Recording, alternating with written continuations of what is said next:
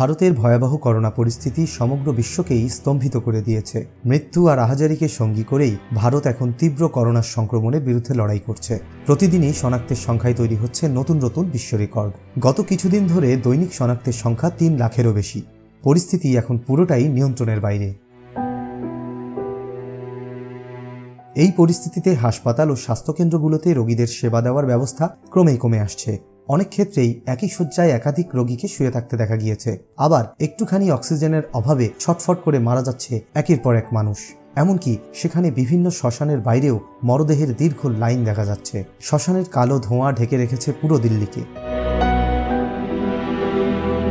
কিন্তু এই বিপর্যয় শুধু ভারতেই কেন? বিশেষ কি কারণ থাকতে পারে? করোনা ভাইরাসের যে নতুন ভারতীয় ভ্যারিয়েন্টের কথা বলা হচ্ছে, সেটা কি আসলেই খুব মারাত্মক, নাকি স্রেফ সরকার ও প্রশাসনের উদাসীনতা আজকের এই বিপর্যয় ডেকে এনেছে? এই প্রশ্নগুলোর উত্তর খোঁজার চেষ্টা করব আজ। তবে তার আগে আপনাদের কাছে আমাদের অনুরোধ, আমাদের চ্যানেলটিকে সাবস্ক্রাইব করুন এবং পরবর্তী ভিডিওর আপডেট পেতে বেল আইকনটি ক্লিক করুন। পরিস্থিতি ক্রমশই ভয়ঙ্কর থেকে ভয়ঙ্কর হচ্ছে। ভারতে বেড়েই চলেছে আক্রান্তের সংখ্যা, সেই সাথে মৃত্যু। করোনার দ্বিতীয় ঢেউয়ে বিপর্যস্ত গোটা ভারত। ভারতীয় মন্ত্রণালয়ের রিপোর্ট অনুযায়ী একদিনে ভারতে আক্রান্তের সর্বোচ্চ রেকর্ড 4 লাখেরও বেশি। 1 মে 2021-এর হিসেব অনুযায়ী করোনায় ভারতে মৃত্যু হয়েছে 2,16,000 মানুষের। এর পাশাপাশি এখন পর্যন্ত প্রায় 15.5 লাখ মানুষকে করোনার ভ্যাকসিন দেওয়া সম্ভব হয়েছে। যদিও বর্তমান ভ্যারিয়েন্টের সামনে ভ্যাকসিনের কার্যকারিতা নিয়ে কোনো সুস্পষ্ট তথ্য কারো কাছেই নেই।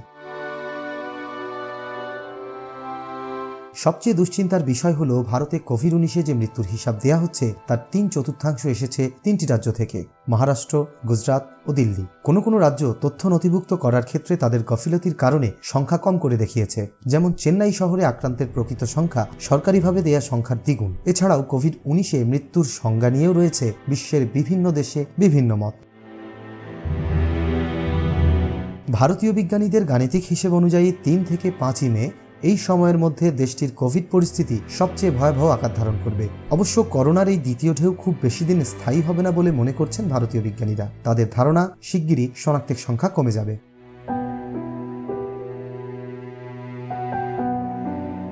বর্তমান পরিস্থিতিতে সবচেয়ে বড় যে বিপর্যয়টি সবার নজর কাটছে তা হলো অক্সিজেনের তীব্র সংকট, যার বেশ কিছু দৃশ্য আমরা ইতিমধ্যেই সংবাদ ও সামাজিক যোগাযোগ মাধ্যমে দেখেছি।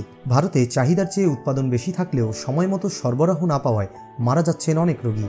বার্তা সংস্থা রয়টার্সের অনুসন্ধান বলছে, অক্সিজেন পরিবহনের সময় সাপেক্ষ ব্যবস্থা, আমলাতন্ত্রের গাফিলতি আর সঠিক পরিকল্পনার অভাবেই এমনটা ঘটেছে। প্রতিবেদনে আরও বলা হয়, হরিয়ানা ও উত্তরপ্রদেশের মতো দিল্লির প্রতিবেশী রাজ্যগুলোতেও কোভিড-19-এর রোগী বাড়তে থাকায় চাহিদা অনুযায়ী অক্সিজেন সরবরাহ করতে গিয়ে তৈরি হয়েছে বাড়তি চাপ।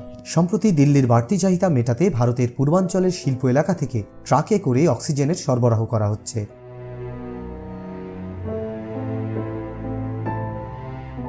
মহামারীর এই চরম সংকট মুহূর্তে ভয়াবহতা যেন চারপাশ থেকে ঘিরে ধরেছে ভারতকে। শুধু যে জীবন বাঁচানোই সমস্যা তা নয়, মৃত্যুর মিছিল এতটাই লম্বা হচ্ছে যে মৃতদেহ সৎকারের ক্ষেত্রেও দেখা দিয়েছে বিপর্যয়।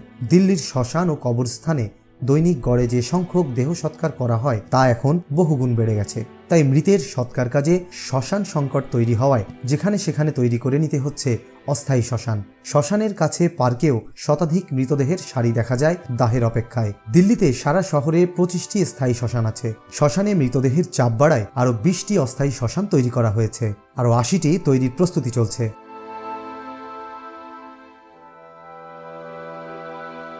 ভারতে কেন এই ধরনের ঘটনা ঘটল সে বিষয়ে কারণ অনুসন্ধানের চেষ্টা চলছে। বাংলাদেশের মতো করোনা ভাইরাসের প্রথম ধাক্কায় ভারতও খুব বেশি ক্ষতিগ্রস্ত হয়নি। ফলে কয়েক মাস পরেই মানুষের জীবন স্বাভাবিক হয়ে গিয়েছিল। অনেকেই বলেছেন যে সরকারের উদাসীনতায় মানুষের সুরক্ষাবিধি মানার ক্ষেত্রে অনীহা দেখা দিয়েছিল। আবার করোনার দ্বিতীয় ঢেউ যখন শুরু হয়েছে তখনই দেওয়া হয়েছে কুম্ভ মেলার মতো বিশাল লোক সমাগমের অনুমতি।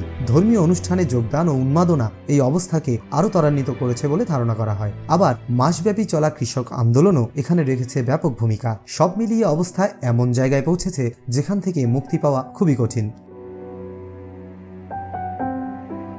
আবার অনেকেই বলছেন ভারতের ডাবল এবং ট্রিপল মিউট্যান্ট ভাইরাসের অস্তিত্ব পাওয়া গেছে, যদিও বিশ্ব স্বাস্থ্য সংস্থা অথবা জনস্বাস্থ্য বিশেষজ্ঞরা এখনও সেটিকে স্বীকৃতি দেয়নি। তবে যদি সত্যিই ট্রিপল মিউট্যান্ট ভাইরাসের অস্তিত্ব পাওয়া যায় তবে সেটি হবে অত্যন্ত বিপজ্জনক, কারণ এই ভাইরাস আগের ভাইরাসগুলোর চেয়েও অনেক বেশি শক্তিশালী এবং এর সংক্রমণ ক্ষমতাও অনেক বেশি। বিশেষজ্ঞরা বলছেন ভারত ভাইরাসের বিস্তার ঠেকাতে বেশ দক্ষতার সঙ্গে প্রথম দিকেই লকডাউন জারি করেছিল গত বছর 25শে মার্চে। অন্য কোনো দেশ এত তাড়াতাড়ি লকডাউন দেয়নি। এতে করে সরকার প্রস্তুতি নেবার সময় পেয়েছিল। এখন প্রশ্ন উঠেছে, সরকারগুলো হাতে যে প্রস্তুতির সময় পেয়েছিল তা ঠিকমতো কাজে লাগিয়েছিল কিনা। ভারতের সার্বিক প্রস্তুতি যদি ভালো হতো তাহলে মুম্বাই, আহমেদাবাদ আর দিল্লিতে শনাক্তের আর মৃত্যুর এই গতি অনেকটাই সামাল দেওয়া যেত। আবার করোনা পরিস্থিতির ওপর নজরদারি এবং পরামর্শের জন্য শীর্ষ বিজ্ঞানীদের নিয়ে একটি উপদেষ্টা কমিটি করেছিল ভারত সরকার। নতুন ভ্যারিয়েন্টের এই ভাইরাসের ভয়াবহতা নিয়ে মার্চের শুরুতেই সতর্ক করেছিলেন ওই বিজ্ঞানীরা, কিন্তু তা আমলে নেয়নি মোদী সরকার। প্রশ্ন হচ্ছে, ভারতের এই পরিস্থিতি কেন তৈরি হলো? উত্তরটা হচ্ছে, ভারতের শনাক্ত নতুন ভ্যারিয়েন্ট, সেই সাথে সাধারণ মানুষের অসতর্কতা, গোড়ামি এবং সর্বোপরি সরকারের অদূরদর্শিতা ও অবহেলার ফলেই এই পরিণতি, যাকে পূর্ণ রূপ দিয়েছে ভারতের দুর্নীতিগ্রস্ত স্বাস্থ্য ব্যবস্থা। এমন পরিস্থিতি আমাদের দেশে হলেও যে একই অবস্থা হবে না তার কোনো নিশ্চয়তা কেউ দিতে পারে না।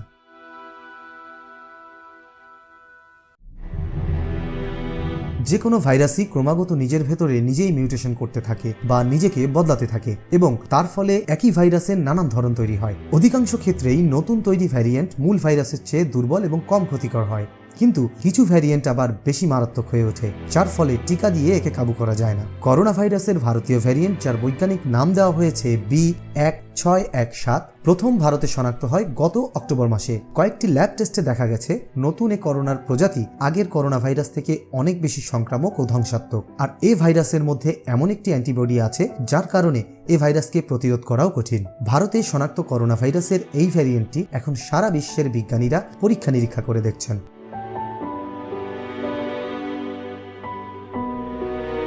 এদিকে বিশ্ব স্বাস্থ্য সংস্থা ও ইউএন হেলথ এজেন্সির পক্ষ থেকে জানানো হয়েছে, কোভিড-19 এই নতুন ভ্যারিয়েন্ট ছড়িয়ে পড়েছে আরও অন্তত 17টি দেশে। ভারত থেকে করোনার এই স্ট্রেন বিশ্বের বিভিন্ন দেশে ছড়িয়ে পড়েছে এবং পড়ছে।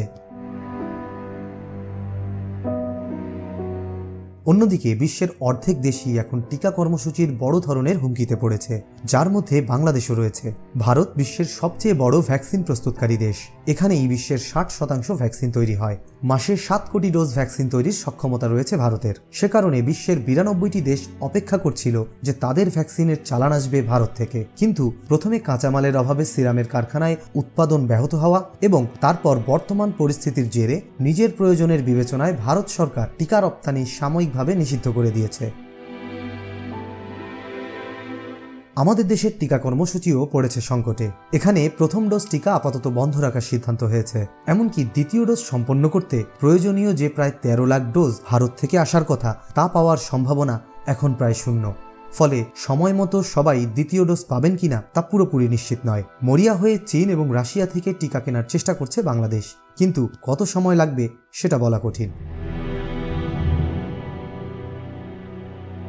এখন গুরুত্বপূর্ণ প্রশ্ন হচ্ছে, ভারতের অবস্থা দেখে আমরা আসলেই কি কোনো শিক্ষা গ্রহণ করছি? কারণ এখন পর্যন্ত মানুষের বাইরে যাওয়ার প্রবণতা এবং স্বাস্থ্যবিধি মানার ক্ষেত্রে অনীহা দেখে মনে হয় না যে করোনার ভয়াবহতা নিয়ে কারো মধ্যে কোনো ধরনের চিন্তাভাবনা আছে।